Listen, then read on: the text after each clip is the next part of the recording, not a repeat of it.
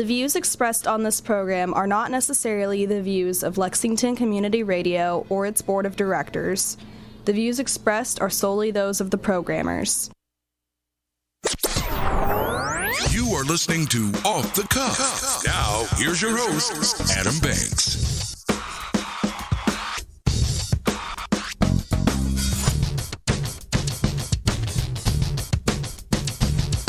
Welcome, everybody, to Off the Cuff. I am Adam Banks, coming at you live from Lexington, Kentucky. Thank you for listening to the show, and thank you for tuning in to WLXU 93.9 FM. In addition to listening to us on the radio, you can check out our Facebook live stream at Off the Cuff with Adam Banks, or you can download the Radio Lex app on your smartphone device to listen to us anywhere in the entire world.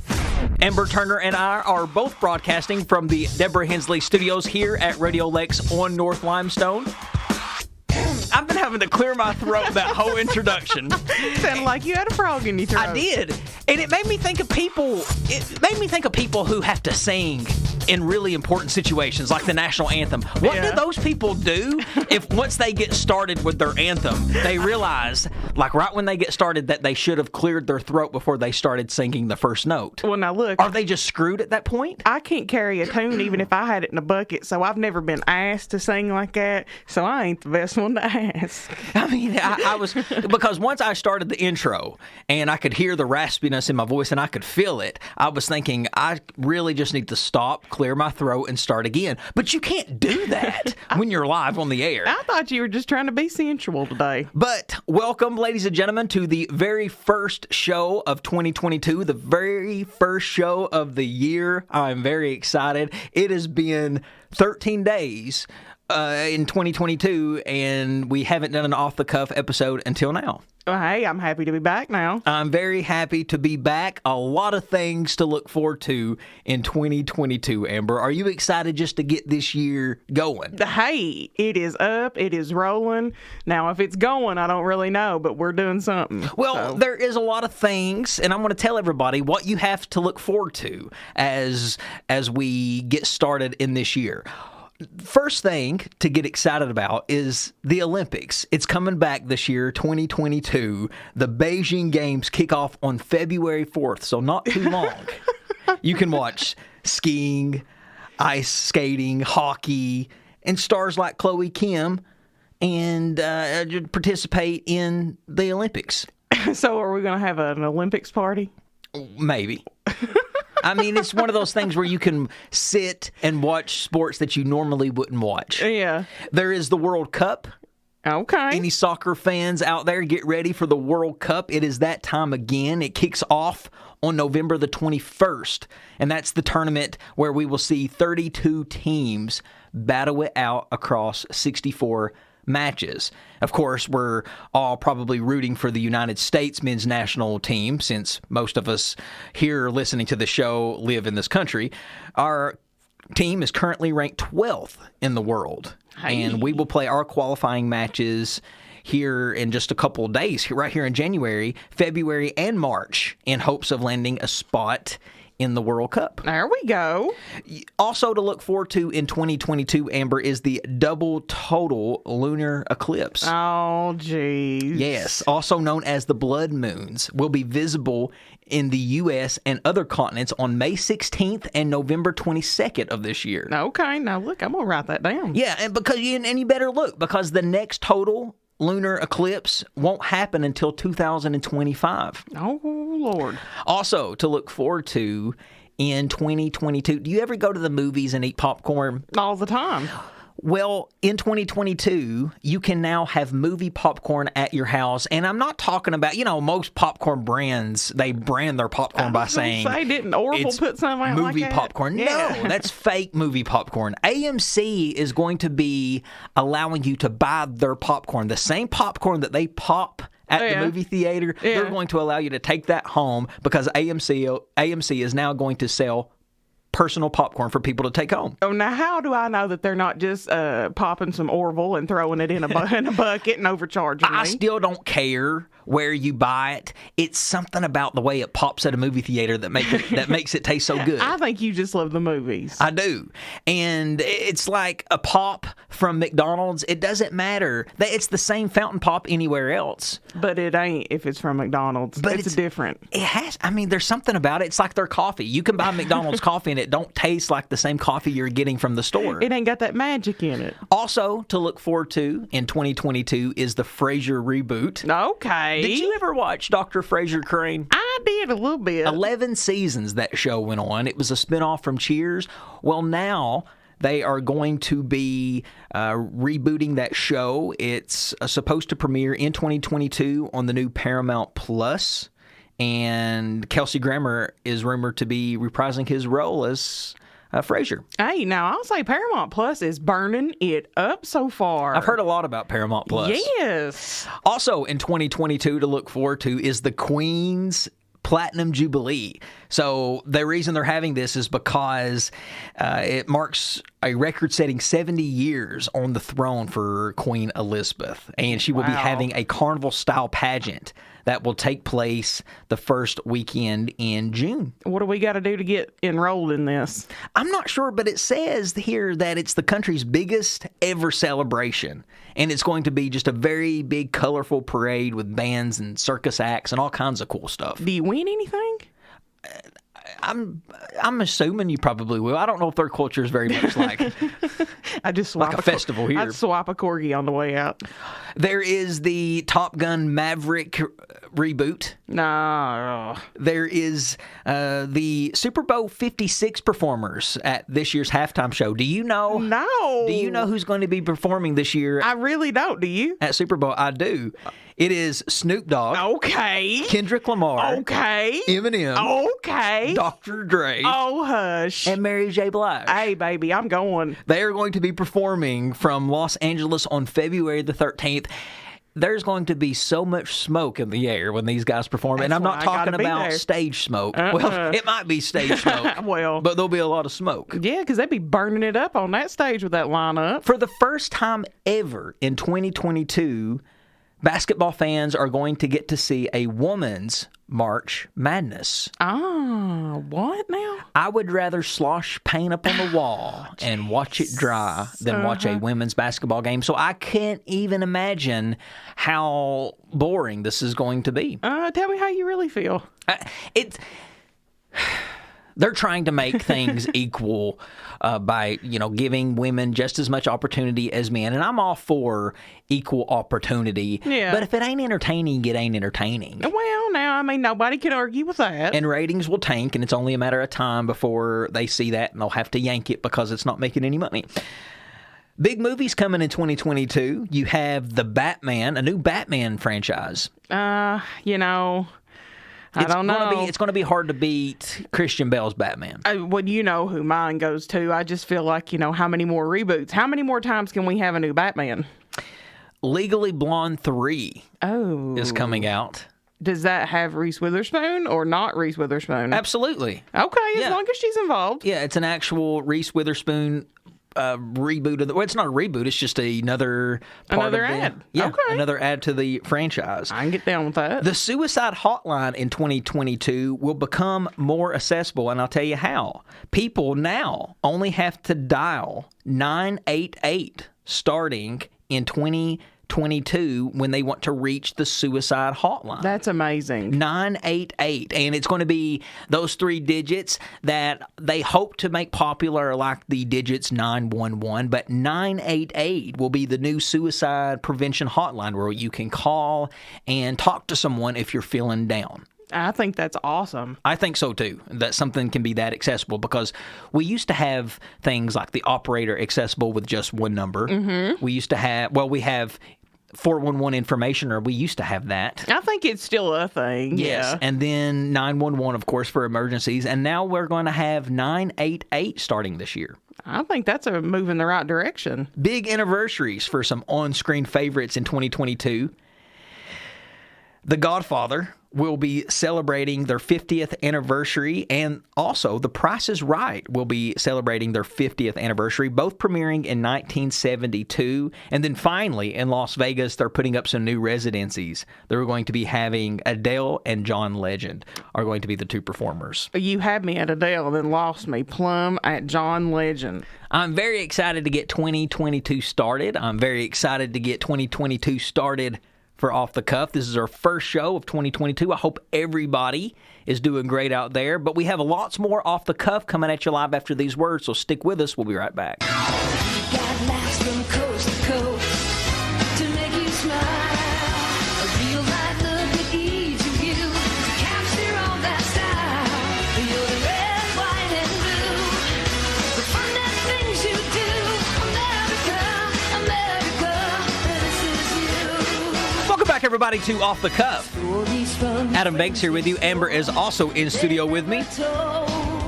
You might be a star tonight, so let that camera roll. There's not a lot of things that can bring back nostalgia like this song right here for me. When I hear this song, it makes me think of sitting in my room waiting for Superman to come on TNT on Sunday night at 8 o'clock, because America's Funniest Home Videos used to come on ABC every Sunday at around 7:30. Were you a fan of America's Funniest Home Videos? Yeah, I'm not weird. You know I was. Well, I bring it up because, Amber, just like we do every year, we lost someone we grew up watching. We lost a loved one. We lost Bob Saget. Already here in 2022, Bob Saget, the actor and comedian, was found dead in his hotel room this past Sunday on January the 9th. He was only 65 years old. Bob Saget, a lot of people remember Bob Saget from Full House, which I do, but I remember Bob Saget mostly from America's Funniest Home Videos. I mean, watching him be the host of America's Funniest Home Videos is what I have the most fond memories of Bob Saget of. He just had this quirky personality about him. He wasn't the funniest guy in the world, but he was still funny, and he was entertaining.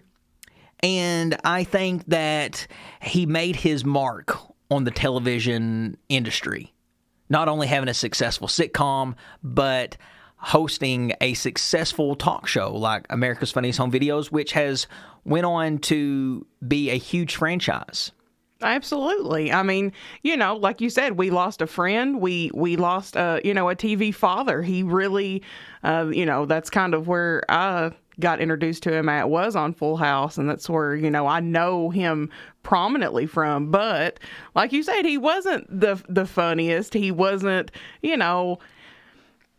let's just say, he wasn't Uncle Jesse, when you watched Full House. But there was something about Bob Saget. You wanted him to be your dad. You wanted him to be your friend. You wanted to hang out with him. Yes, he wasn't Uncle Jesse, but I will tell you this. He was my favorite of the three dads. Absolutely. I did like Danny Tanner the best. But he was nothing like his personality on television. In real life, he was the complete opposite of his TV persona. See, that's what got me with him. Well, you got to think. Bob Saget played the most wholesome character on TV on two shows. Yes. One, Full House. He was America's dad. Uh-huh. I mean, we were talking about this the other day. You had wholesome fathers. You Absolutely. had Carl Winslow. You had Bill Cosby, Uncle Cliff Hustable. Uh-huh. You had Uncle Phil. Wholesome fathers, but they all still had their dark side about them. They all had flaws. They all had their flaws, and they all had their dark side. Mm-hmm. But Danny Tanner did not. No, he was just a little OCD. He was squeaky clean, literally. Literally. The man didn't cuss. He didn't bat a bad eye at nobody. He didn't say anything bad. Whenever he talked, the slow, sad music would start up. Uh-huh. And wasn't it even Bob Saget's idea to make Danny Tanner so overly compulsive with the cleaning? Yeah, I think it was. He just thought that would be another added quirk to Danny, which he played such a wholesome character on that show. And then not only playing a wholesome character on that show, he got hired to be the host of America's Funniest Home Videos, which is another role where he couldn't be himself. No. He had to be he had to put on this persona of squeaky clean again. Family friendly. And that just speaks volumes of how good Bob Saget actually was, because he was nothing like he was on TV. Absolutely nothing like. He actually, some people say, was one of the most vulgar and perverted stand-up comics in the business. I think he was one of the most. Yes, it has been credited. He's been credited as saying one of the dirtiest versions of what has been billed as the world's dirtiest joke, in which was told in a 2005 documentary, The Aristocats. Ooh. So Bob Saget is credited for saying one of the dirtiest jokes. Yeah, but I find it funny, here we're talking about him being the dirtiest, but, I don't really think that Bob Saget had anything too dirty come out in his real life. I don't think so either. No, and that's what I'm seeing people, I think people forget, I guess I've seen people on Facebook post, he was a predator. He was a stand-up comic. He was a comedian. You was a created predator. it. Yeah, because of, his vulgar and crudeness in his comedy.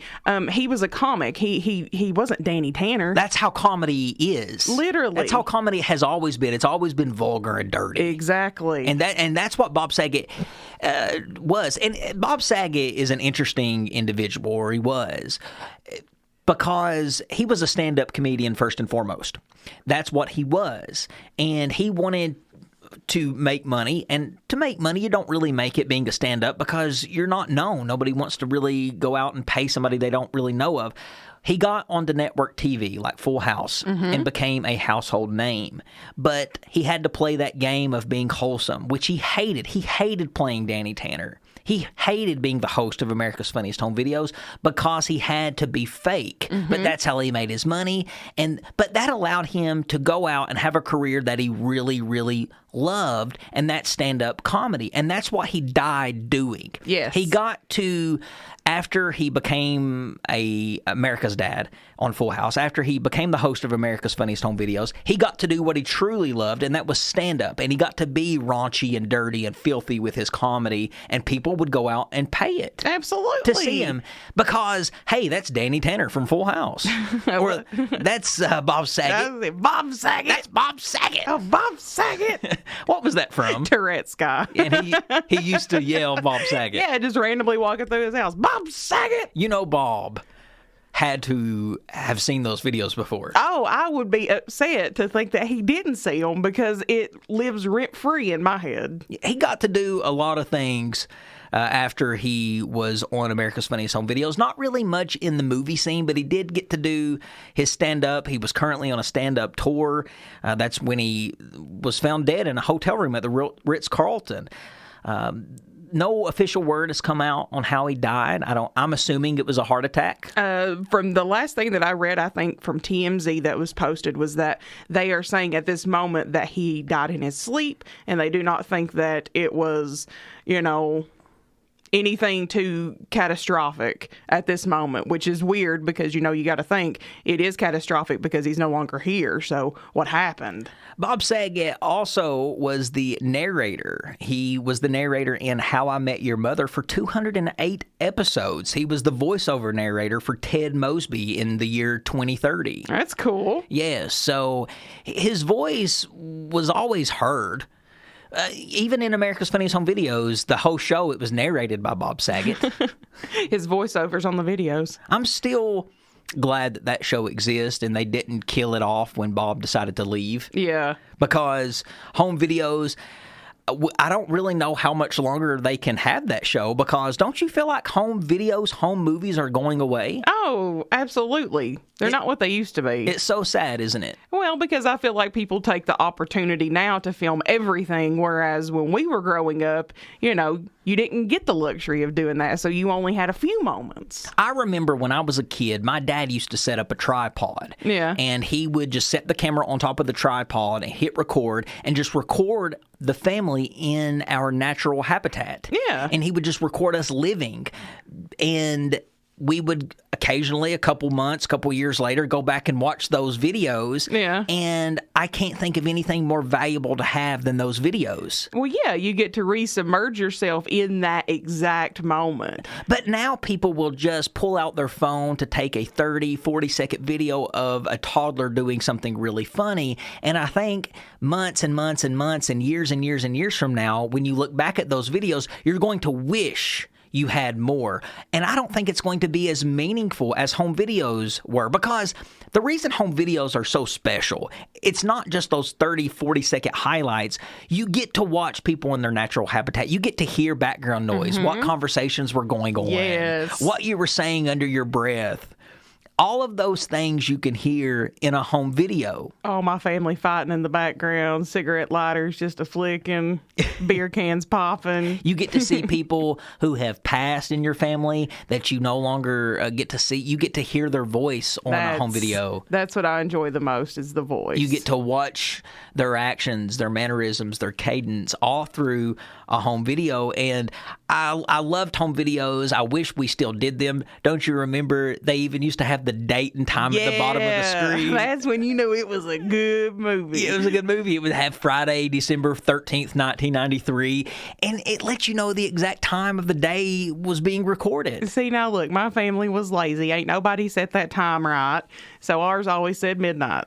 Whatever the date was, it was always 12 a.m. They never set the time on the camera? No.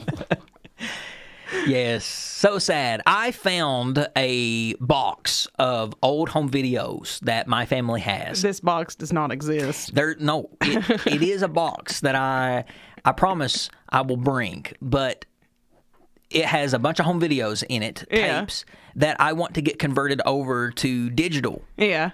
And if you have those at home, folks, if you have cassettes or you have VHSs at home, you need to get those burned onto a DVD or into a digital form, because they're eventually going to evaporate. That tape is not going to stay in good condition. Well, now you posted a home video this past week. Where did you get that at? I feel like I have seen that one before, but where did you get that? I posted a home video of me and my grandfather boxing back in the day in the year 1993. It was Christmas of 93. I got it because it was just it was in his box of home videos. Yeah. And I was going through those and found that video. Yeah.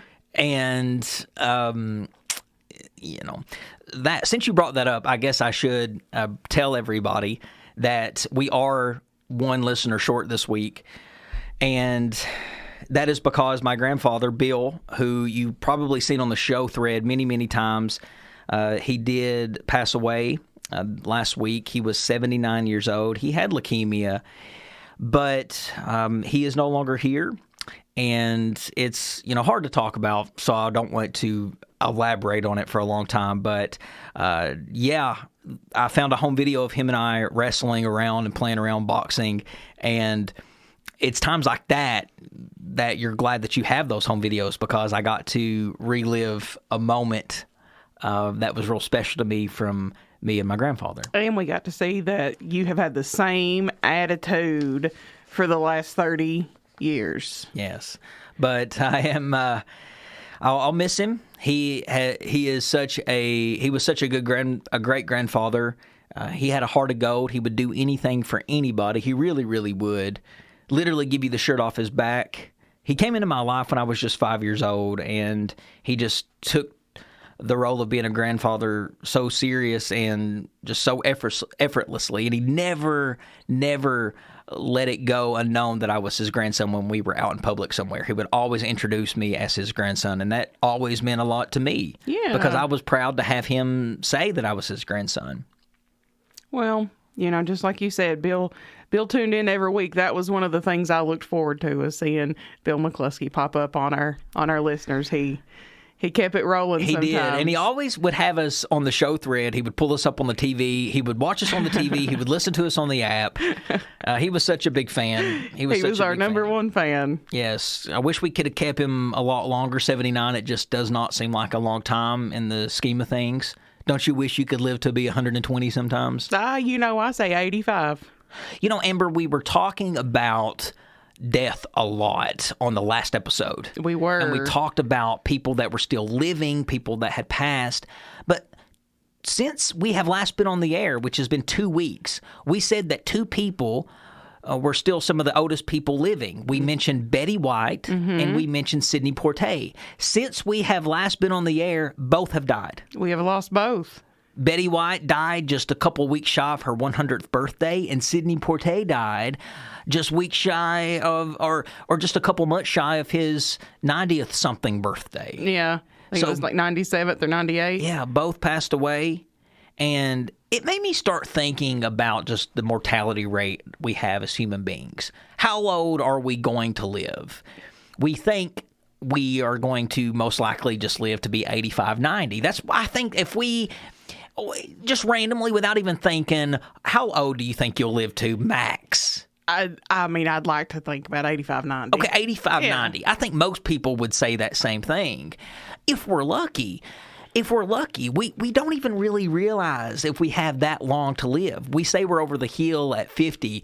I mean, wouldn't it be 40 if 80 is the average the average age? But I started looking up, Amber, who are the people that defy this mortality rate of dying at 95, 100 years old. And I started looking at the oldest living people in the world. Oh, now, Lord. on the last episode, we talked about the oldest living celebrities in the world. Yeah. I want to talk about the oldest living people in the world, okay?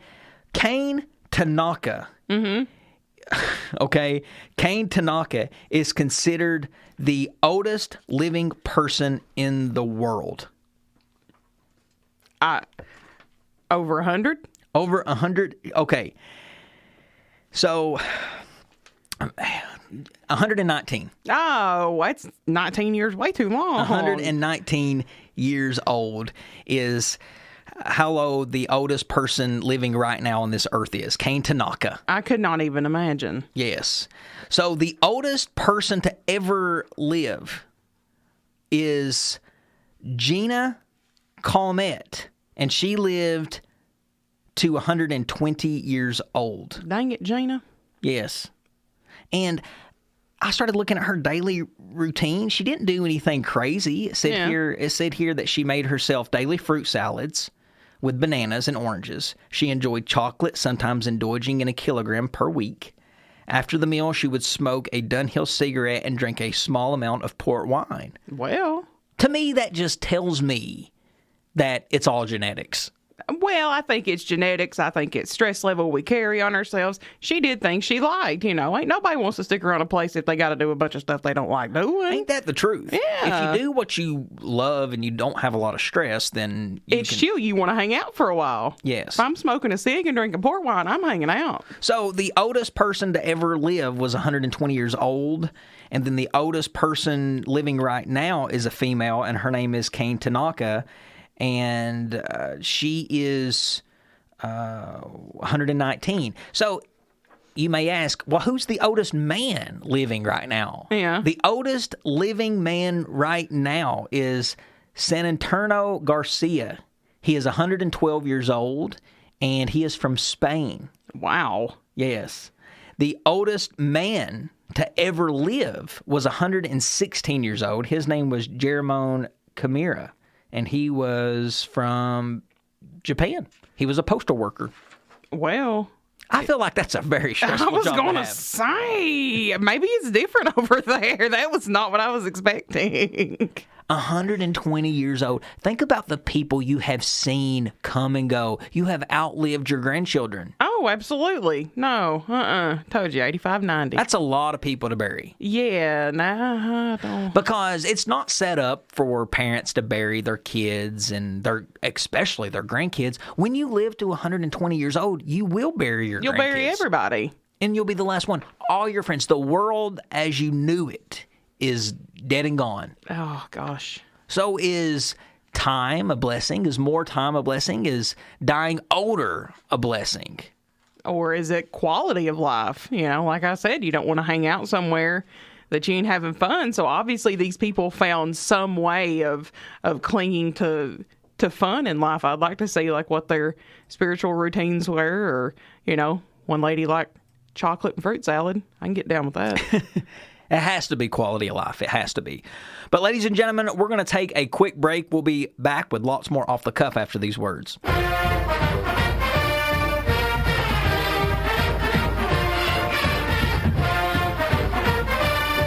Welcome back, everybody, to Off the Cuff.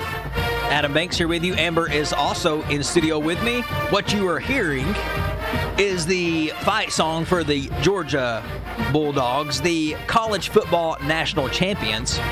Georgia beat Alabama 33-18 in the college football national championship game on Monday night to win the school's first national title since 1980. And yes, they beat Nick Saban. And I always say, don't bet against Nick Saban. And I almost went into a big bet for this game, betting on Nick Saban, but something told me right before the game started not to make the bet, so I didn't. So I did not lose, but a lot of people probably did, because a lot of people bet on Nick Saban in big game situations like that. But if you did, you're a loser, because the Georgia football Bulldogs are the national football champions. Oh, man. I mean, Stetson Bennett, the quarterback, who, let's be honest, the quarterbacks always get all the attention. He played a great game. He was very emotional, and it's got to be exciting to win a national championship. I don't care in what sport, but when it's a sport like football, a sport that everybody watches in the country, that's got to feel good. Yeah, it's America's pastime, and you won a prize at that. But congratulations to Georgia football for winning. And Nick Saban, he couldn't get it done this time. Not to take away from Nick Saban's coaching ability and his brilliance. I do think that he is the greatest college football coach of all time. And Amber, I've shared my top 5 greatest NFL coaches. Yeah. But I would like to share with you my top 5 college football coaches. Okay. Of all time. Now, this is in my opinion. Yeah. Nick Saban, of course, takes it at number 1. Okay. Even though he didn't win, and it might not age well to talk about him being the greatest right after losing a national championship game, but guys, he made it to the national championship game again. Nobody expected him to be there again. I remember everybody saying, whoa, Alabama sucks this year. They won't be in the national championship this year. Oh, how naive. How funny. Silly to think about. Paul Bear Bryant. Not Paul Bear? No. Yes. Is going to be the number 2 person on my list. Did you know that he used to coach at UK? I did not. I thought he just coached The Undertaker. No, you're not. I'm not talking about Paul Bear. I'm talking about Paul Bear Bryant. Bryant, like Bear, okay. Bear as in you sound like a big old bear. Like a big teddy bear. Okay. Yes, but he's known mostly for his coaching at Alabama. But he's coached at many places, Maryland, Texas A&M, but Alabama's where he made his name. And when was he here in Kentucky? Oh,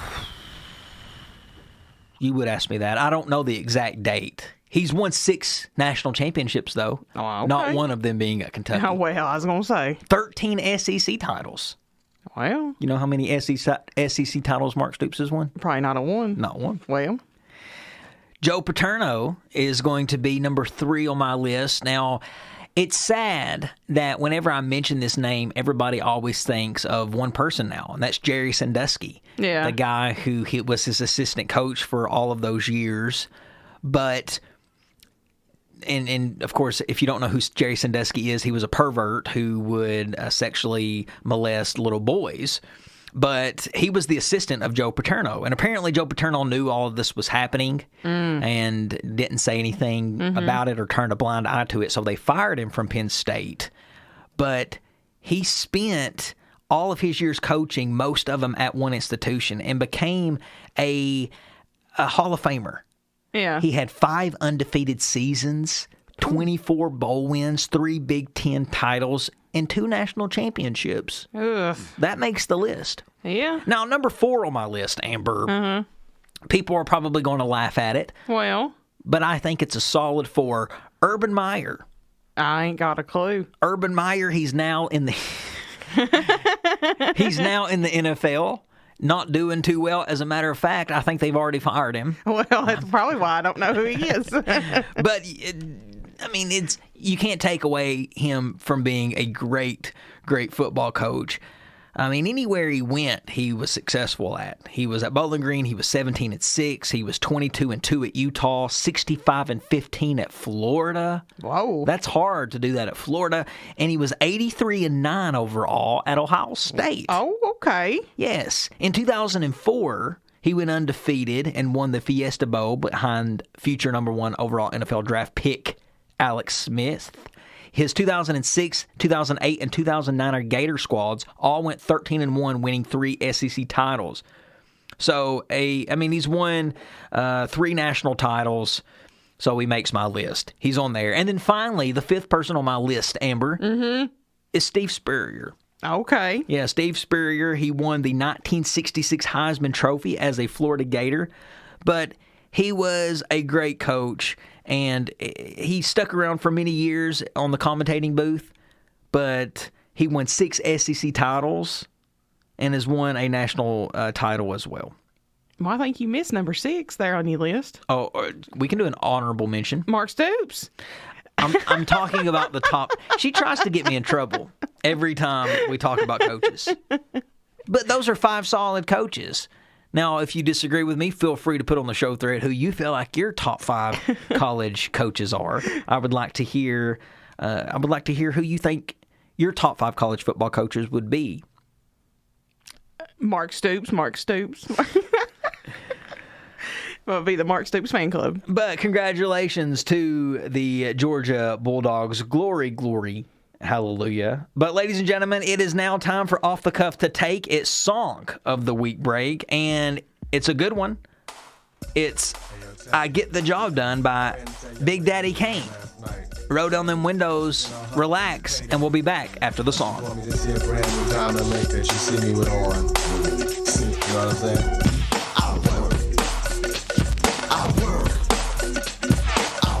So the 79th Annual Golden Globe Awards was this past Sunday. You probably didn't see it. As a matter of fact, probably none of y'all seen it because it wasn't on TV. It wasn't even streamed. For the first time ever, the Golden Globes didn't even have a live ceremony. Wow, they had no live ceremony? No live ceremony. Oh, goodness. I'll get to that in just a second. Because there was a reason for that, and COVID was not the reason. Yeah. But before I get into that, I just want to say that you can check out all of the winners and the complete list of the winners and the nominations for the Golden Globes on the Off the Cuff with Adam Banks Facebook page. Just go to facebook.com/Off the Cuff with Adam Banks to get the complete list. But we're going to talk about the major awards that were taken home for that night. Power of the Dog, The Power of the Dog, and The West Side Story tied for the top spot, each earning 3 trophies. Over on the television side, Succession dominated with 3 wins. Will Smith took home Best Actor for his role portraying King Richard. Is it Serena and Venus Williams' dad? Yes. Okay. And Nicole Kidman took home her role for portraying Lucille Ball. Yeah. In the new movie about Lucille Ball and Ricky Ricardo. I want to see that. I think it's on Amazon, isn't it? Is it? Yeah, I think it streams on there. For free? I don't know about that. You going to get Wiley to buy it for us? I should. Buy that for us, Wiley. I'd like to see that. But yes, that is the major awards. But you're wondering probably, why wasn't there a ceremony? Yeah. Why didn't people show up to this? Well, it was a result of NBC refusing to. It was a result of NBC refusing to air it. Oh, why? The network made the decision last May following the release of the explosive LA Times report in February that found that there were no black members in the 87-person group of international journalists who make up the Hollywood Foreign Press Association, the group which decides the nominees and winners. Oh. So the Hollywood Foreign Press Association are members who decide who gets nominated and who actually wins the Golden Globe. Yeah. And there were no black people among the 87 group of members. There were no black people. And that didn't set right with the network. And I don't blame them. I think there should be diversity Yes, in there a voting always- committee. Especially on something as diverse as, the arts. Yes. Yeah. But I'll say this, and I don't think there's anything wrong with me saying this, and I don't think that a person should be nominated because of diversity. No. I don't think that you need to throw a white nominee in the mix if there's an all-black nomination category, or throw a black person in the mix if there's an all category with all white people nominated. Don't just throw somebody in the category just because of the color of their skin. That's not right. That's not fair. I'm all about equal opportunity, but when we're doing an award show and we're picking the best, pick the best. Judge on skill, not on color. I'll be the first to say black people are some of the most talented human beings on the planet. They can play sports, they can sing, they can act. White people really can't do all that much when it comes to sports, but dang it, white people can act too. And I think that if they won the award, we don't need to just think, well, they just won it because they're white. Yeah. No. What if they won it because they were talented and they won it because of their skill? Exactly. So the Hollywood Foreign Press Association has tried to make some changes. They have admitted 21 new journalists from diverse backgrounds. So they're hoping to have the ceremony aired next year. The Oscars, of course, will air at the end of March, and that's the granddaddy of them all. That's big award show. So not really much to talk about when it comes to the Golden Globes because there wasn't a ceremony this year. Well, you forgot one. Michael Keaton picked up a win. Michael Keaton did for that awesome show Dope Sick, which I wanted to talk about that show in its entirety. So we're going to do that next week because we're not going to have time to this week. Okay. But Michael Keaton's portrayal in that show Dope Sick was off the hook, and he won Best Actor in a miniseries. It was a good one. Did a great job. But ladies and gentlemen, we're going to have to take one more break. We have one more segment to go, so stick with us. We'll be right back.